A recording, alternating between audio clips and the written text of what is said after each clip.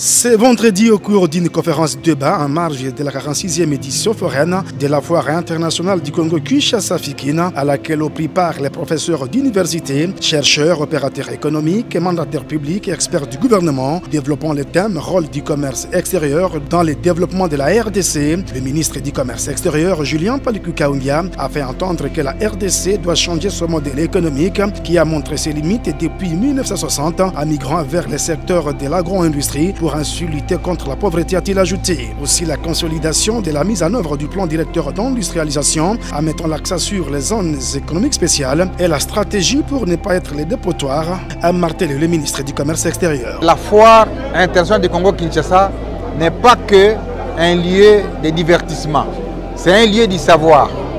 Et ici, nous avons développé désormais, sous l'impulsion du président de la République, un nouveau modèle économique. Parce que de 1960 à aujourd'hui, on a compris que le secteur minier n'a pas constitué le levier du développement économique.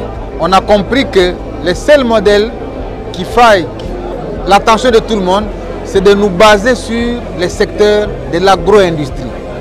C'est-à-dire, nous avons les cultures industrielles, comme le café, comme le cacao, comme l'EVA, comme l'huile de palme, qui peuvent booster tout de suite l'économie et faire exploser le PIB de la RDC à près de 300 milliards. Parlant du rôle de la douane dans la promotion du commerce international, le professeur Godin Poyi a déclaré que la foire constitue une zone économique spéciale temporaire qui doit contribuer à la croissance économique d'un pays.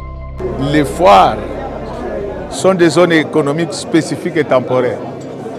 Tout simplement parce que pendant ces événements, les investisseurs peuvent amener leurs marchandises sous le régime suspensif. Il s'agit déjà de facilitation et de soutien à l'entrepreneuriat.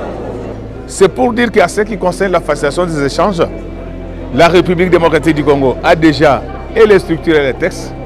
Maintenant, le problème, c'est dans les chefs des acteurs. Juste après, le ministre du Commerce extérieur, accompagné de ses invités, a visité les stands qui inondent au jour le jour cette 46e édition foraine.